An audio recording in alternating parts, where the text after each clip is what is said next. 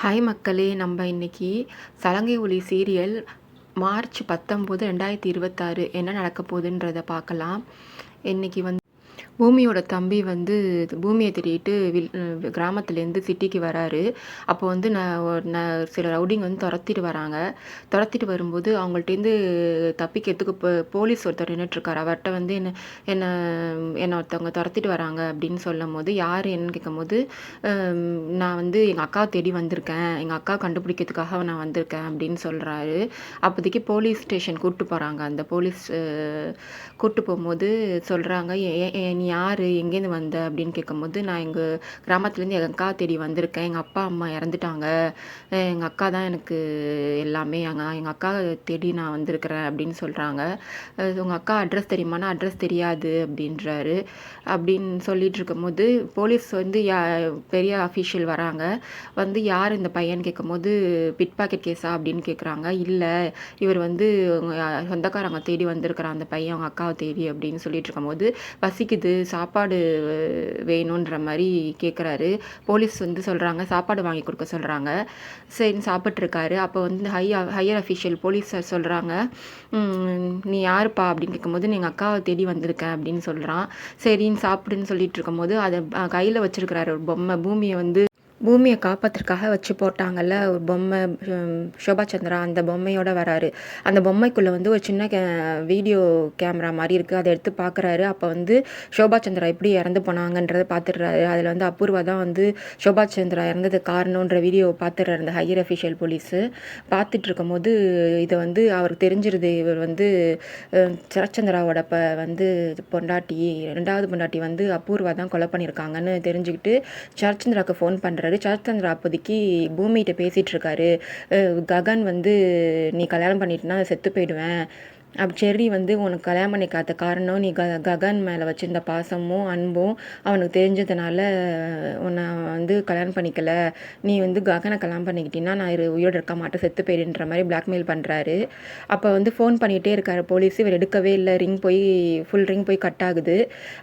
அங்கே பூமி போலீஸ் ஸ்டேஷனில் பூமி டான்ஸ் ஆடுறால, அரங்கேற்றம் பண்ணி அந்த டான்ஸ் ஆடுறாங்கல்ல, அந்த டான்ஸ் வருது. இது இதான் என் அக்கான்னு சிவா சொல்கிறான். சிவானா பூமியோட தம்பி சொல்லும் போது, இது எல்லாருக்குமே தெரியும், இவங்களை தெரியாதவங்களே கிடையாது, பூமி பெரிய நடன கலைஞரோட பொண்ணு, அதனால் யாரை இவங்களை பற்றி கேட்டாலும் சொல்லுவாங்க சரத்சந்திராவோட பொண்ணுனா அப்படின்னு சொல்லிட்டு இருக்கும்போது, சாப்பிட்டுட்டு இருக்கிறவன் போதும் எனக்கு அப்படின்னு சொல்கிற மாதிரி சொல்கிறாங்க. இவருக்கும் அந்த இன்னொரு கான்ஸ்டபிள் இருக்கார்ல, அவருக்கும் அவங்க வீட்டிலேருந்து ஃபோன் வருது. அவர் பேசிகிட்டு இருக்காரு. சாப்பிட்டு முடிச்சுட்டு இந்த பொம்மையும் அந்த வீடியோ கேமரா இருக்குல்ல, அதையும் அந்த பொம்மைக்குள்ளே வச்சே இவர் யார்ட்டையுமே சொல்லிக்காமல் போலீஸ் ஸ்டேஷன் விட்டு வெளில போயிடுறாரு. ககன் வீட்டுக்குள்ளே வராரு. அவங்க அம்மா கேட்குறாங்க, எங்கடா போயிட்டு வர அப்படின்னும் போது, எனக்கு லாஸ் ஆயிடுச்சு 50 லட்சம் கிட்ட, எல்லாத்துக்கும் காரணம் இந்த பூமி தான், நான் பூமியால் எனக்கு சில டீலிங்ஸ்லாம் பார்க்காதனால எனக்கு லாஸ் ஆயிடுச்சு பிஸ்னஸில், எல்லாத்துக்கும் காரணம் பூமி தான் சொல்லிட்டு போகிறாரு. அவங்க ஃப்ரெண்டுக்கிட்ட வர சொல்கிறாரு ஒரு இடத்துக்கு. அதே இடத்துல தான் பூமி கோயிலில் உட்காந்துட்ருக்கா. அப்போ தான் சிவாவும் சரத்சந்திரா வீடு தெரியுமா அப்படின்னு கேட்டே வராரு. இவர் ஃப்ரெண்டுக்கிட்ட ஃபைன் கட்ட சொல்கிறாரு. 50 லட்சம் லாஸ் ஆயிடுச்சு, இந்த ஃபைன் கட்டினா தான் நெக்ஸ்ட்டு ப்ராஜெக்ட் நம்ம இது பண்ண முடியும், ஒர்க் பண்ண முடியும்னு சொல்லும் போது, அவன் ஃப்ரெண்டு சொல்கிறாரு, நீ எல்லாத்துலேயும் கரெக்டாக இருப்ப, பிஸ்னஸ்க்கு எடுத்துக்காட்டே நீயாடா இப்படி பண்ண அப்படின்னு கேட்கும்போது, நேரம் சரியில்லை அதனால் இப்படி ஆகுது, நீ மறக்காமல் இந்த ஃபைன் கட்டிடு அப்படின்னு சொல்லிட்டு இருக்கும்போது, அப்போ தான் சிவா சரத்சந்திரா தெரியுமான்னு கேட்டுட்ருக்கான். இவர் காதில் விழுந்துட்டு பின்னாடி திரும்பி பார்க்கல, திரும்பி நின்றுட்டுருக்காரு. கார் ஓப்பன் பண்ணிட்டு இருக்கும் போது திரும்பியே நின்றுட்டுருக்காரு. அப்போதைக்கு சிவா சரத்சந்திரா தெரியுமான்னு கேட்காம பதில் சொல்லாமல் கோவமாக கிளம்பி போயிடுறாரு.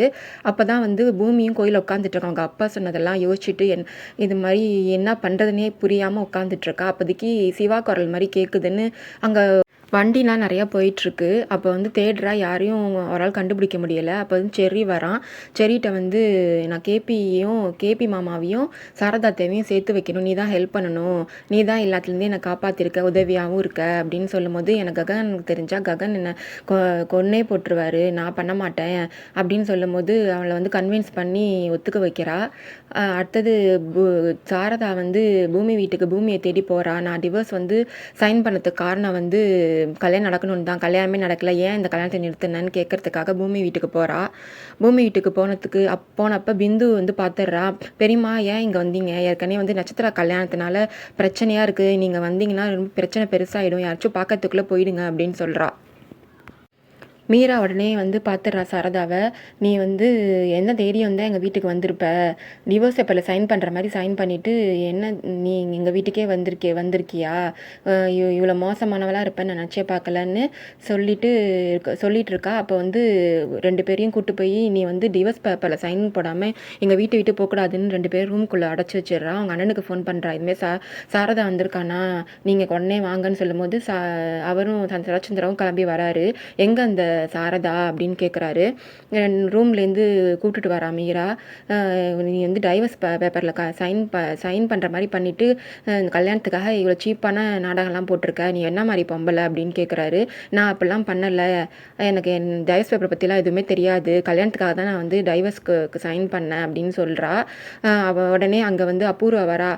இப்போ சைன் பண்ணுறதெல்லாம் பத்தாது, இவளுக்கு அதுக்கு மேலே பெரிய தண்டனை கொடுக்கணும், நீ புருஷன் உயிரோடுக்கும் போதே அவளுக்கு வந்து இப்போ புருஷன் செத்ததுக்கப்புறம் பண்ணுற சடங்கை பண்ணணும்னு சொல்கிறா. அப்போ வந்து சாரதாவோட மாமியார் வந்து இதெல்லாம் தப்பு, என் புள்ள உயிரோடு இருக்கும் போதே இப்படிலாம் பண்ணக்கூடாது அப்படின்னு சொல்கிறா.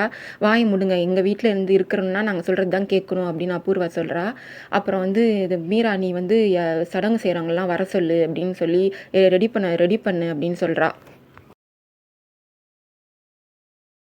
மீராவும் வெள்ளை புடவைலாம் கட்டிட்டு சடங்குலாம் பண்ணுவாங்கள்ல புருஷன் இல்லாதவங்க, அந்த சடங்குக்கு ரெடி பண்ணுறா. அந்த இதோட முடிஞ்சிருக்கு. யார் வந்து சாரதாவை காப்பாற்றுவாங்க, கேபியா இல்லை பூமியான்னு வரப்போட எபிசோடில் பார்க்கலாம். நம்ம தமிழ் சீரியல் டாக்க சேனல். பாய் மக்களே.